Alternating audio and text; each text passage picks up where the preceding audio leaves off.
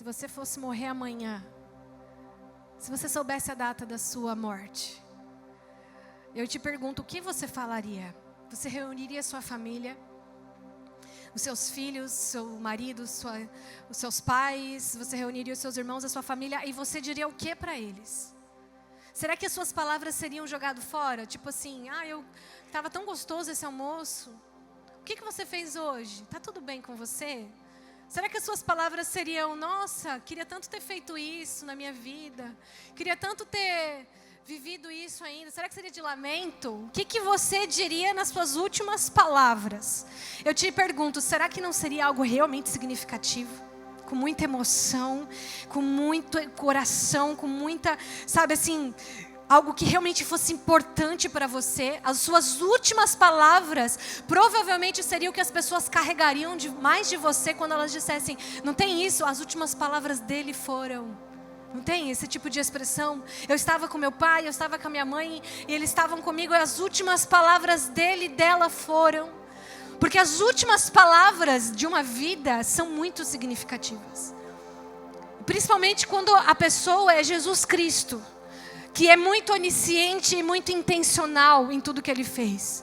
Quando tudo que fez teve um propósito. Antes de morrer, Jesus reuniu seus discípulos no capítulo 17 de João.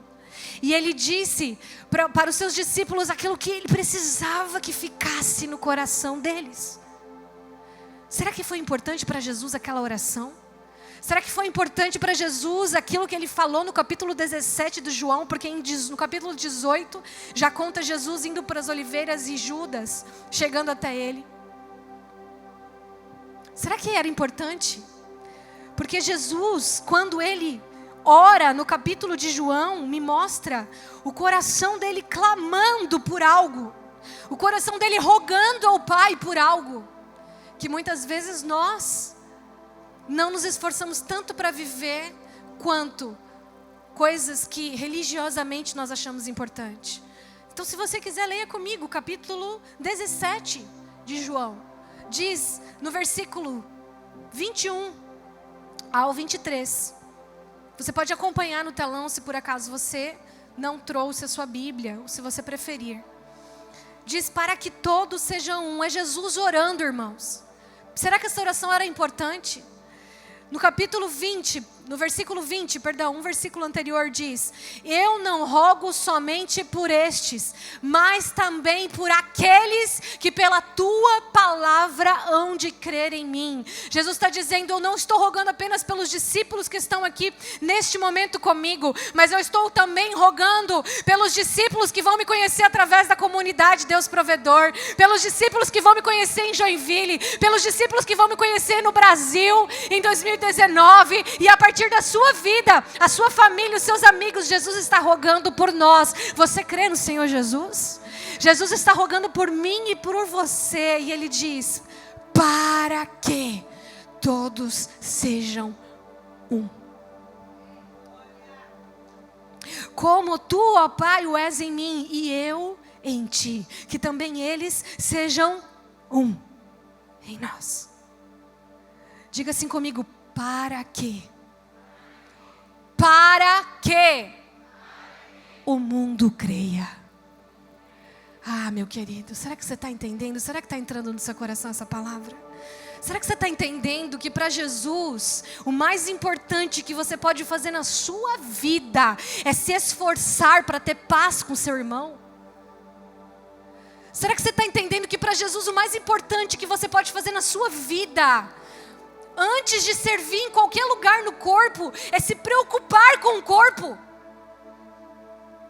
Será que você está entendendo que a coisa mais importante para Jesus era que nós acabássemos com picuinhas, com egoísmo, com síndrome de Adão que existe às vezes em nós e que ainda precisa morrer? O que é a síndrome de Adão, pastor? A síndrome de Adão, eu já falei isso uma vez, talvez você não tenha ouvido e eu preciso repetir, e eu te digo, vou falar isso algumas vezes ainda aqui. A síndrome de Adão é aquela pessoa que diz assim, essa igreja está com esse problema, essa igreja está assim, olha só o problema dessa igreja. E Adão, ele transfere a responsabilidade, ele olha para Eva e ele diz, Deus, foi tu que me deu ela, a culpa não foi minha. Mas Jesus está te chamando para ser como Ele, não como Adão. Jesus está te chamando para ser discípulo de Jesus, não de Adão. E Jesus é aquela pessoa que mesmo sem pecado tomou o nosso lugar. Mesmo sem pecado se fez um pecador. Ou seja, além de Ele não transferir responsabilidade, Ele assumiu a nossa responsabilidade. Jesus está chamando, querido, a igreja para um despertar de uma unidade, onde você engole sim, se você precisar engolir. Algum tipo de blasfêmia, algum tipo de ferida que alguém fez contra você, algum tipo de coisa que fez mal para você. Você não só engole, mas você leva para Jesus e diz: Jesus, eu te entrego isso. Eu te entrego porque você já engoliu tanta coisa por causa de mim. Então eu te entrego isso aqui, ó. E eu libero perdão para essa pessoa. Eu libero perdão porque eu também estou precisando do teu perdão, Jesus. Porque eu não sou como Adão que só enxerga o erro dos outros, eu estou enxergando o meu também. Eu também preciso de perdão.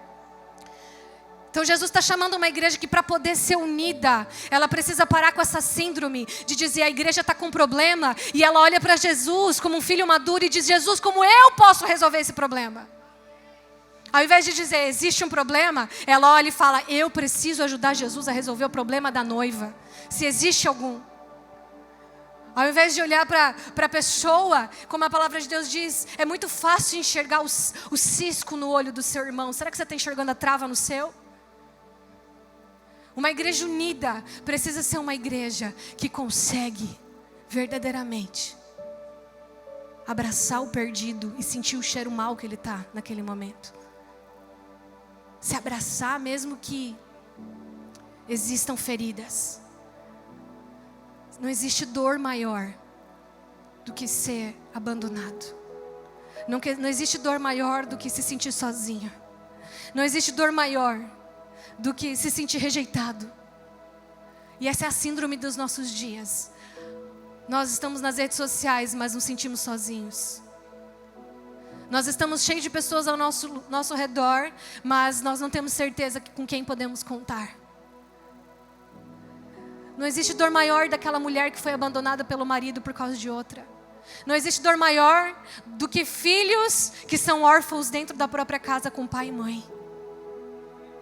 Não existe dor maior do que um casamento que não consegue se conectar, não consegue ter diálogo, porque não consegue se perdoar. Não existe essa dor maior. E a igreja de Jesus Cristo está nessa terra para sarar a terra. Está nessa terra para ser sal. Está nessa terra para ser luz. E se nós formos um, nós vamos abraçar o órfão que tem casa. Nós vamos abraçar a viúva que o marido ainda não morreu. Nós vamos abraçar o enfermo que na verdade é de alma, não é de corpo. Nós vamos abraçar e nós vamos se unir. E nós vamos dizer: eu não sou perfeito, mas conta comigo, porque sozinho você não está. A igreja do Senhor Jesus, que atende ao chamado de ser um, que entende que esse é o clamor do coração de Jesus antes dele morrer. É uma igreja que tem identidade. Porque se você não tem identidade, se você não sabe quem você é em Cristo Jesus, o que os outros são te intimida. Então você não consegue estar perto dos outros. Você não consegue baixar a guarda. Você precisa estar sempre no mecanismo de defesa, cheio de muros. As pessoas não podem saber o que está aqui dentro. Você morre de medo de se abrir. E depois diz que se sente sozinho. Por que será que você se sente sozinho? E as pessoas nunca me convidam para ir na casa delas jantar. Eu não tenho amigos. Quando eu estava no mundo eu tinha tantos amigos. Quando eu não conhecia Jesus era churrasco, churrasco, churrasco. Todo tempo, comendo com as pessoas. Agora ninguém mais me convida. Só para fazer reunião. Irmão. E quantas vezes você convidou as pessoas para ir na sua casa? Eu não tenho amigos para me convidar para ir na casa deles, na igreja. Irmão. E quantos amigos você já convidou para ir na sua casa? Que você quis tentar uma amizade de verdade e te disse: não vou na sua casa. Não vou jantar com você. Quantos que você convidou e disse não para você? Porque é muito bom receber convite para jantar, né? Agora, quantas vezes você convidou? Não, mas eu sou sozinho. Na igreja eu sou sozinho. Não, na igreja as pessoas são muito assim, cada um olha para si, entendeu? No mundo não, né, irmão? Não, no mundo não. No mundo as pessoas abraçam, as pessoas curtem você, se você tem dinheiro, né, irmão? Se você não tem, nem pro churrasco convida. Ou se você é da zoeira, aí eles te convidam.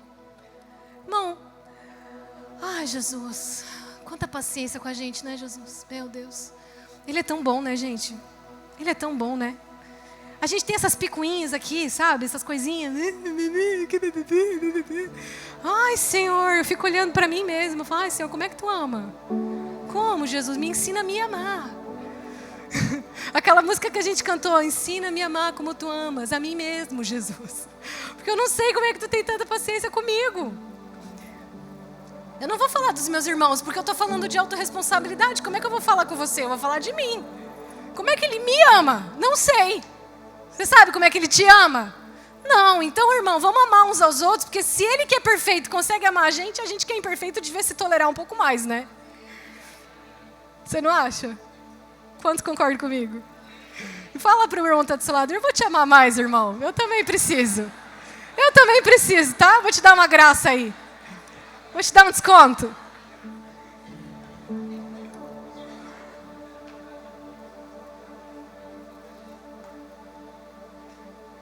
Quando nós falamos sobre unidade, ao receber essa palavra, o Senhor me lembrou de uma passagem onde... Oh, Jesus maravilhoso. Eu amo essa passagem. O Senhor me lembrou de uma passagem aonde só pode haver avivamento, salvação, só pode haver abundância, só pode haver multiplicação, só pode haver um sobrenatural de Deus, porque houve unidade. Sabe de que passagem eu estou falando? A passagem onde Jesus olhou para Pedro, depois de pescar a noite inteira, ele olhou para Pedro e disse assim, Pedro, lança a rede do outro lado. E Pedro falou, por causa da tua palavra, eu vou lançar a rede do outro lado. Porque eu já pesquei a noite inteira e não peguei nada. Mas por causa da tua palavra, Jesus, eu vou lançar a rede do outro lado. E o que aconteceu? A rede se encheu de tal forma, a tal ponto, que ela começou a se rasgar. Era tanto peixe, que a rede começou a se rasgar. E Pedro teve que chamar os outros barcos que estavam ao redor, se eu não me engano era mais 2, para poder dividir o que ele estava recebendo de graça de Jesus. E ele só pôde continuar recebendo o que ele estava recebendo, porque ele se uniu com outros barcos, senão o que ele estava recebendo ia se perder. Pegou? Você pegou? Quem pegou? Glória a Deus, pode ficar de pé, vamos aplaudir. Não, brincadeira. Não fica, senão, se eu falo assim... Se você pegou, meu irmão, guarda no teu coração. Você só vai receber mais de Deus e abundantemente de Deus quando você aprender a se unir. E tem outra. Você só vai aprender a receber de Deus abundantemente a generosidade de Deus na sua vida quando você também for generoso. Porque se Pedro não tivesse chamado os outros barcos, ele perderia o que ele tinha recebido de graça. Então, se você recebe, mas retém, as suas redes vão se rasgar e você vai perder o que você recebeu. Você quer generosidade, irmão, de Deus? Seja generoso também. Porque tudo que chega até você, não para em você. Tudo que chega até você não pode ser só para você. Porque Deus é um Deus que deu o seu único filho. Deus é um Deus que dá, que abençoa, que multiplica. Um Deus que faz acontecer. Se você não é uma pessoa que tem pelo menos um pingo dessa generosidade no seu coração, acredite, as redes vão se rasgar. E você vai começar a olhar, Jesus, cadê aquela abundância que você tinha dado na minha vida? Sumiu. Ele vai te perguntar, e para quem você compartilhou? Com quem você compartilhou o que eu te dei e ficou só em você? Aí entra identidade, meu irmão. Se você entende que, como filho, tudo vem dele, mesmo que você não mereça, porque filho também não merece, mas se você entende que tudo vem dele, é mais fácil de compartilhar. Agora, se você como escravo, que trabalha e faz por merecer, meu irmão, aí é difícil de dar o que você conquistou, né? Se é na sua força, meu irmão, se é trabalhando muito a noite inteira, vai ser muito mais difícil de compartilhar. Agora, quando você, pela palavra de Jesus, recebe abundantemente, é muito mais fácil de você simplesmente continuar dividindo, porque você sabe que não veio de você, veio dele. Eu quero que você abra comigo em Lucas capítulo 5.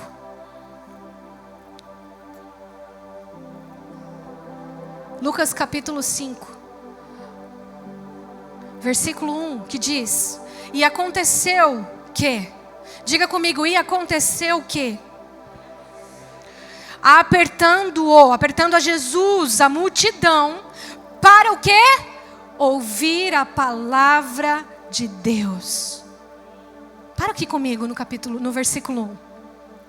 Eu estava dizendo para você, em João 17, que para que o mundo creia, para que o mundo seja atraído a crer, para que o mundo enxergue Jesus na nossa vida, eles precisam ver uma igreja unida, uma igreja que abraça o pecador, uma igreja que se abraça como pecadores, uma igreja que abraça os órfãos, as viúvas, os divorciados, os casados, os solteiros, as mulheres, os homens, os homossexuais.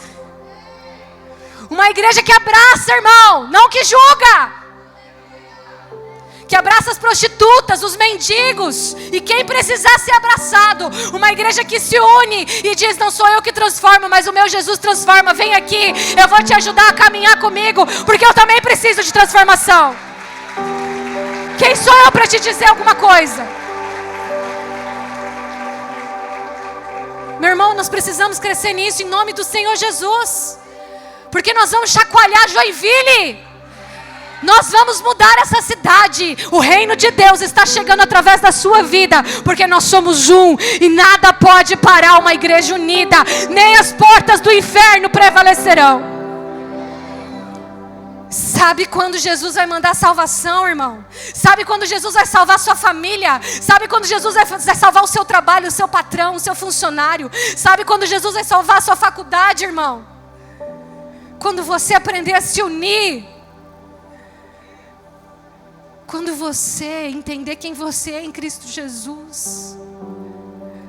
Aconteceu o quê? Um dia eu vou ouvir as pessoas contando sobre Joinville. Aconteceu o quê? A comunidade Deus Provedor. Aconteceu o quê? Existiam filhos lá em Joinville, filhos de Deus que se uniram de tal forma que as pessoas olharam de fora e diziam: eu também quero entrar nessa família, eu também preciso ser abraçado, eu também preciso ser compreendido. Me deixa fazer parte desse movimento, me deixa fazer parte desse lugar, porque eles são um. Eu não quero mais ficar sozinho, eu não quero mais ser rejeitado, eu não quero mais ser abandonado, eu quero uma família que é eterna. E aconteceu o quê? As pessoas estão com fome, as pessoas estão com sede, as pessoas estão morrendo lá fora, irmãos. Jesus está chorando porque a igreja está desunida, irmãos. E por causa das nossas picuinhas, das nossas dificuldades de perdoar, irmão. Tem pessoas morrendo ali fora. Tem pessoas tirando a vida. Tem pessoas entrando nas drogas, no álcool, se separando. Tem crianças sendo marcadas com o divórcio dos pais. Para sempre.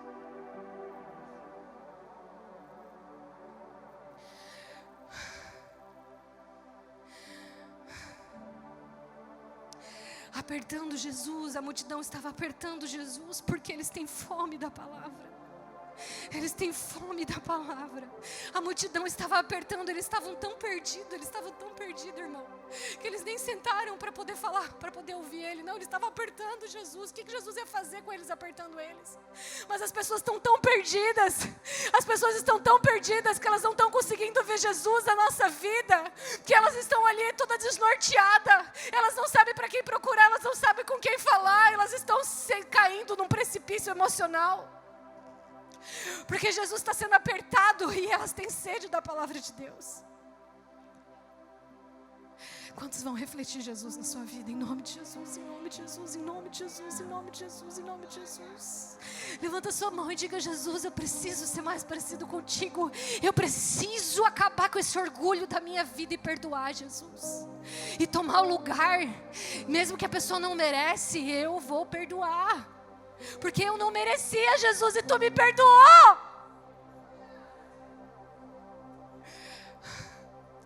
estou batendo na tecla do perdão, amor, irmãos, mas é tanta coisa que você pode fazer para ser um. E Jesus, sabe o que Ele fez? Ele viu aquela multidão apertando ele toda perdida, e ele podia simplesmente ter feito o quê? Ele podia simplesmente ter levantado a voz, dado uma direção para aquela multidão. Ele podia ter dito: todo mundo senta agora que eu vou falar, vocês estão com sede da palavra, eu vou falar, senta, senta. Todo mundo ia sentar, eles estavam tão perdidos, sem direção. Mas Jesus escolheu. Ele escolheu um barco para poder falar. Preste atenção, irmão, olha o que o Espírito Santo vai te falar nesta noite.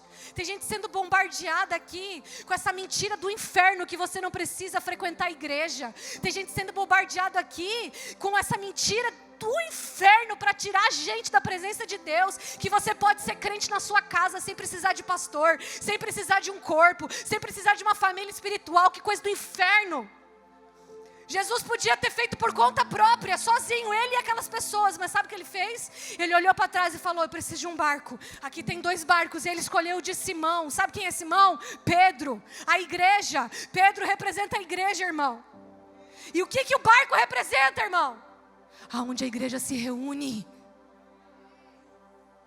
Jesus podia ter feito sozinho, ele e aquelas pessoas, mas Ele escolheu uma igreja que tinha um lugar, um local para se reunir. A igreja estava dentro de um barco. A igreja opera apenas dentro do barco? Sim ou não? Claro que não. Você não opera só dentro do templo. Você não opera apenas aqui neste lugar. Você é igreja. Diga: eu sou igreja na minha família. Eu sou igreja na minha casa. Eu sou igreja no meu trabalho. E você é igreja onde você pisar o seu pé. Lá está a igreja de Jesus Cristo, tirando pessoas do inferno através da sua vida. Só de olhar para você. Que você tem que ser carta viva, irmão. Eles têm que ler Jesus quando eles te veem. Só que Jesus não falou para Pedro: Pedro, vem cá me ajudar. Igreja, vem aqui me ajudar. Vai, só nós. Não, Jesus falou assim: eu preciso de um barco para falar com a multidão. Jesus, Ele não precisa, mas Ele escolheu estar dentro de um barco para poder falar com a multidão. E Ele escolhe sim que a igreja se reúna em um local para falar com a multidão. Você pegou, irmão? Tá bom, vou acreditar. Em nome de Jesus, irmão. Você está entendendo a importância de estar aqui? Porque você... tá bom. Você não é bombardeado com isso, né? Só outras pessoas. Você não é bombardeado com essa mentira de que não precisa estar aqui. Duvido que você nunca passou na sua cabeça essa mentira do inferno. É tão mais confortável ficar em casa, irmão. Vamos combinar. Mas não tem o calor que tem aqui, né? Vamos falar, né? Não. Jesus escolheu estar num barco. E sabe o que Ele falou? No versículo 2 Ele disse: e viu estar 2 barcos junto à praia do lago, e os pescadores, havendo descido deles, estavam lavando as redes. Versículo 3: e entrando num dos barcos, que era o de Simão, pediu-lhe que o afastasse um pouco da terra. Pediu-lhe que o afastasse um pouco da terra. Sabe o que Jesus está falando para a igreja? Jesus está falando: igreja, eu escolho me reunir com vocês em um local. Igreja, prepara um local para mim, para eu falar com as multidões através de vocês, através do que vocês preparam aqui, igreja. Igreja, eu escolho sim que vocês estejam dentro de um ambiente como um barco, para eu poder falar com a terra, para eu poder falar com os cidadãos da sua sociedade. Mas igreja, se afasta da terra. Igreja, esse barco não precisa estar com as características da terra. Se afasta da terra, porque a cultura que tem que estar aqui é do céu. Aleluia, você pode aplaudir o Senhor Jesus? A cultura que tem que estar na igreja é do céu. Nós falamos com a terra, mas nós nos afastamos da terra, porque a cultura que se manifesta neste lugar é a cultura de unidade, é a cultura de perdão, é a cultura de alegria, de paz. Aleluia! Porque o reino de Deus é paz e alegria. Existe paz e alegria na sua vida, irmão? Aleluia.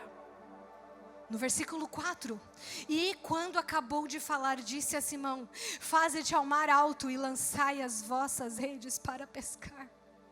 Depois que Jesus se reúne conosco neste lugar e Ele lança a sua palavra, é depois que Ele acaba de falar. E quando acabou de falar, é depois que Ele acaba de falar, é depois que Ele se manifesta, que nós vamos ver salvação. E Ele vai te dizer assim: igreja, vai nos lugares mais obscuros, vai aonde ninguém acredita, vai naquela pessoa que ninguém mais dá valor, vai naquela pessoa no mar alto, no mais profundo, aonde é mais difícil de alcançar, porque agora pela minha palavra essas pessoas vão ser alcançadas através da sua vida.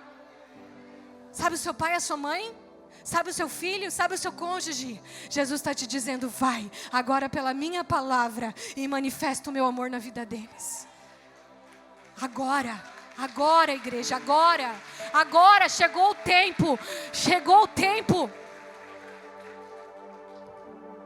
No versículo 5, respondendo Simão, disse-lhe: mestre, havendo trabalhado toda a noite, nada apanhamos, mas sobre a tua palavra lançarei a rede. Eu preciso te falar uma coisa: você percebeu que a Bíblia não diz que é Pedro? Você percebeu que a Bíblia diz que é Simão? Embora nós sabemos que Simão é Pedro, que Jesus depois deu o nome para ele de Pedro, sobre esta pedra edificarei a minha igreja, mas você percebeu que não é isso que a gente está lendo aqui. Ele ainda era Simão. E porque ele ainda não tinha identidade de filho amado, ele teve que trabalhar a noite inteira, porque ele não sabia que aos seus amados o Senhor dá enquanto dorme. Quando você ainda não sabe quem você é em Jesus, quando você ainda não tem identidade de filho amado, você faz na força do seu braço. Você se cansa, igreja. Você continua sendo igreja. Você continua sendo amado. Você continua sendo chamado, escolhido que Jesus teve para entrar no barco. Mas você que não entendeu ainda que é amado, que tudo vem de Jesus, que tudo é para Jesus, que tudo é por Jesus, que Ele é o centro de todas as coisas, continua trabalhando muito a noite inteira. Quando você é filho amado, você entende que as coisas na sua vida vão vir de um lugar de descanso, não de trabalho, não de conquista, não de eu posso, porque se você pode, meu irmão, é difícil devolver o dízimo, é difícil ofertar, é difícil amar, é difícil perdoar, porque é tudo por você, sobre você e com você, meu irmão, não é para Jesus. Então, meu amigo, deixa eu te falar. O que mudou na vida de Pedro? Mudou que antes de ele saber quem ele era, ele trabalhou a noite inteira. Ele se esforçou muito. A palavra de Deus diz: trabalhou muito a noite inteira.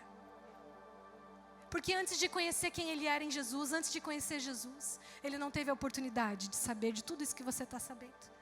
Só que quando Jesus escolheu a Pedro, quando Jesus escolheu você, quando Jesus decidiu entrar naquele barco, quando Jesus decidiu entrar na vida de Simão, Simão pôde sentar e ouvir o mestre falar. E depois que ele ouviu o mestre falar, então, pela palavra do mestre, ele disse: porque tu disse, eu vou lançar a rede do outro lado. E depois que ele se conectou com Jesus, depois que ele parou para ouvir Jesus, tá pegando? Depois que ele tirou um tempo, em vez de trabalhar mais um pouco, ele tirou um tempo para sentar e ouvir o mestre, e dar uma direção para a vida dele, e dar uma palavra para a vida dele. Aí sim, as redes não aguentaram tamanha abundância sobre a vida de Pedro. Sabe o que está faltando para mim e para você? Parar e se conectar com Jesus. Parar e ouvir mais Jesus.